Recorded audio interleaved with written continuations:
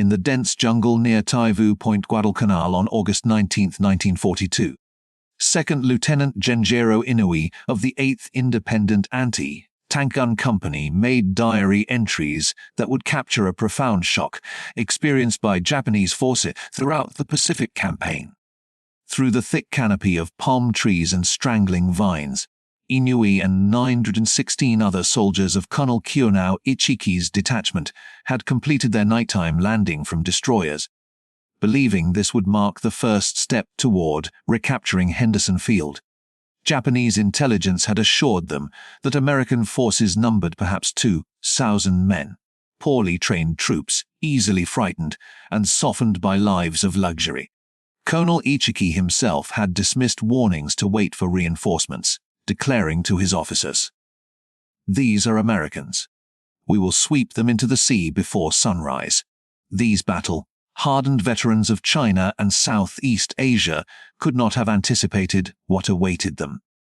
They were about to encounter not merely defeat, which was itself unthinkable for soldiers who had known nothing but victory since 1937, but a systematic demolition of every tactical assumption, strategic concept, and ideological certainty that defined the Japanese way of war. The transformation had begun 2 weeks earlier on August 7 when 11,000 United States Marines of the 1st Marine Division stormed ashore at Lunga Point. General Alexander Vandergrift's Leathernecks were executing Operation Watchtower, the first American offensive operation of the Pacific War. Their objective appeared straightforward: seize the nearly completed Japanese airfield, establish a defensive perimeter, and hold the position until relieved. In reality, they were embarking on what would become the longest, most brutal campaign in Marine Corps history up to that point, fought in an environment that would test human endurance to its absolute limits. Guadalcanal itself presented a vision of tropical hell, 90 miles long and 25 miles wide, with an interior dominated by mountains reaching 8,000 feet into perpetual clouds. The coastal plain where Henderson Field sat consisted of kunai grass, swamp, and jungle so thick that visibility dropped to mere feet. Heat was suffocating, humidity never fell below 90%, and mosquitoes swarmed in clouds so dense that men inhaled them. Rivers and streams that appeared clear in reconnaissance photographs teemed with parasites and disease. On that first morning, Marines found the airfield almost undefended. The 200 Japanese construction workers and 600 naval troops fled into the jungle, abandoning equipment, supplies, and most critically, the airfield itself. By nightfall on August 8, American engineers were already working to complete the runway, which they named Henderson Field after Major Lofton Henderson, a Marine aviator killed at Midway. The Japanese response proved swift and catastrophic for American naval forces. On the night of August 9, Vice Admiral Junichi Mikawa led 7 cruisers and 1 destroyer through the darkness in a brilliant surprise attack. The Battle of Savo Island became the worst defeat in United States Navy history, with 4 heavy cruisers sent to the bottom in less than an hour and more than 1,000 sailors dying in the flaming waters. The surviving Allied naval forces withdrew, taking with them most supplies that had not yet been unloaded. The Marines found themselves stranded, cut off, facing a reinforced enemy with barely half their equipment and food. What Japanese high command failed to grasp was that Henderson Field had become the key to everything. Control of the airfield meant control of the surrounding seas during daylight hours. Imperial General Headquarters assigned the task of retaking Henderson Field to Lieutenant General Harukichi Hyakutake's 17th Army. The closest available unit was Colonel Ichiki's 28th Infantry Regiment, stationed near Guam. Colonel Ichiki, an infantry school instructor with a reputation as a first-rate tactician, possessed supreme confidence in Japanese fighting spirit over American material advantages. On the night of August 18th, 6 destroyers delivered 917 men of Ichiki's first element to Taivu Point, 15 miles east of the American perimeter. The landing proceeded smoothly, undetected by American forces.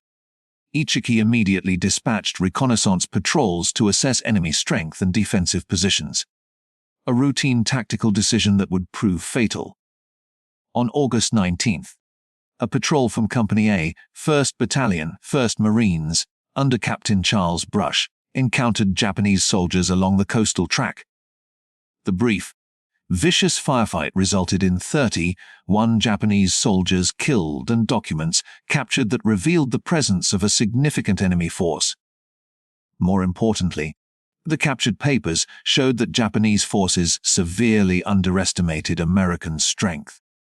General Vandergrift immediately understood the implications and ordered Colonel Clifton Cates to strengthen defenses along the sandbar at the mouth of what Marines called the Tenaru River. Cates deployed Lieutenant Colonel Leonard Cresswell's 2nd Battalion, 1st Marines along the riverbank with machine guns, positioned to create interlocking fields of fire across the sandbar. What followed became one of the most one-sided battles in Marine Corps history. Rather than waiting for intelligence from his lost patrol or for reinforcements, Colonel Ichiki decided to attack immediately. On the night of August 20th into the early morning of August 21st, he ordered a frontal assault directly across the sandbar. Japanese doctrine emphasized the superiority of spiritual power and aggressive night attacks to overcome enemy firepower. Ichiki believed his veterans could break through American defenses through sheer audacity and close quarters fighting where Japanese soldiers excelled with grenades and grenades. Just after midnight, hundreds of Japanese soldiers charged across the sandbar, screaming battle cries, firing rifles, and hurling grenades. They ran directly into a killing zone the Marines had prepared with methodical precision. The M117A1 Browning water-cooled machine guns opened fire, weapons that could sustain 600 rounds per minute indefinitely, as long as the water jacket remained filled. Japanese soldiers fell in waves as heavy .30 caliber rounds tore through flesh and bone. Those who made it across the sandbar encountered 37 anti-tank guns loaded with canister rounds, essentially giant shotgun shells that shredded human targets. The attack continued for hours with wave after wave of Japanese soldiers charging into machine gun fire. As dawn approached, Colonel Ichiki's attack had completely stalled. More than 800 of his men lay dead or dying on the sandbar and in shallow water. Daybreak brought no relief for surviving Japanese forces. General Vandergrift ordered a counterattack using elements of the 1st Battalion, 1st Marines, with 5 M3 Stuart light tanks crossing the sandbar to systematically hunt down Japanese soldiers who had taken cover in coconut groves. By midday on August 21st, the Battle of the Tenaru was over. Of the 17 Japanese soldiers who had landed at Taivu Point, approximately 800 were dead. About 128 survivors, mostly from support units that had remained near the landing site, melted into the jungle. Among the dead was Colonel Ichiki himself. Marine casualties numbered approximately 40 killed and wounded. The psychological impact on surviving Japanese soldiers proved devastating. Captured documents and post-war accounts revealed the shock of learning that an entire regiment had been annihilated in a single night. The Americans had not fought as Japanese doctrine predicted. They did not panic under night attack or break when charged by screaming warriors. Instead, they had waited in prepared positions, allowed Japanese forces to enter killing zones, and systematically destroyed them with concentrated firepower. Within days of the Tenaru disaster, more Japanese forces were already en route to Guadalcanal. Between August 29th and September 4th, destroyers and light cruisers delivered almost 5,000 troops of Major General Kawaguchi's 35th Infantry Brigade to Taivu Point through what became known as Tokyo Express runs. General Kawaguchi set September 12th as the date for his assault on Henderson Field, planning a three-pronged attack. What Kawaguchi did not know was that Marine intelligence had identified the southern ridge as the most likely avenue of approach. Lieutenant Colonel Merritt Edson, commanding the 1st Raider Battalion, positioned approximately 840 Marines from his raiders and the 1st Parachute Battalion along the ridge. On the night of September 12, Kawaguchi's forces began their assault. Unlike Ichiki's frontal charge, this represented a more sophisticated attack with Japanese infantry infiltrating through ravines on both sides of the ridge. The fighting proved savage and confused, but American defensive preparations held. When Japanese forces concentrated for breakthrough attempts, Marine mortars and artillery shattered them. The second night's fighting was even more intense. By dawn on September 14th, Kawaguchi's offensive had completely collapsed. Japanese casualties were staggering. Approximately 830 to 850 soldiers died on and around what would forever be known as Bloody Ridge or Edson's Ridge. Marine casualties totaled approximately 104 killed and over 200 wounded. The battles at Tenaru and Bloody Ridge established patterns that would repeat throughout the Guadalcanal campaign. Japanese forces launched attacks based on courage, night tactics, and close combat expertise. American forces responded with overwhelming firepower, coordinated combined arms operations, and defensive positions carefully prepared to maximize their advantages. For Japanese soldiers who survived these encounters, the battles represented profound shocks to their understanding of warfare. They had expected to fight other infantry in darkness where their training and spirit would triumph. Instead, they encountered artillery, machine guns, and mortars concentrated with precision they could not match. The environment itself became a weapon that killed with impartiality. Malaria infected nearly every man who spent more than a few weeks on the island. Tropical diseases disabled approximately 2/3 of the 1st Marine Division.